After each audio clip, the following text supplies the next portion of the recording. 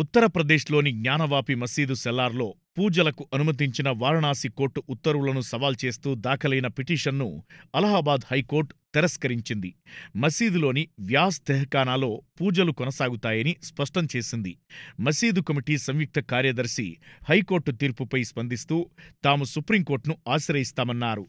జిల్లా కోర్టు తీర్పును సవాల్ చేస్తూ దాఖలు చేసిన పిటిషన్ను సుప్రీంకోర్టు నిరాకరిస్తూ హైకోర్టును ఆశ్రయించాలని సూచించింది. సుప్రీం సూచనతో మసీదు కమిటీ ఫిబ్రవరి 2న హైకోర్టును ఆశ్రయించింది. మొఘల్ చక్రవర్తి ఔరంగజేబు పాలనలో హిందూ దేవాలయ అవశేషాలపై జ్ఞానవాపి మసీదు నిర్మించారని కోర్టు ఆదేశాలపై ఏఎస్ఐ సర్వేలో వెల్లడైంది. మసీదు దక్షిణ సెల్లార్లో హిందువుల పూజలకు అనుమతిస్తూ జనవరి 31న జిల్లా కోర్టు తీర్పునిచ్చింది.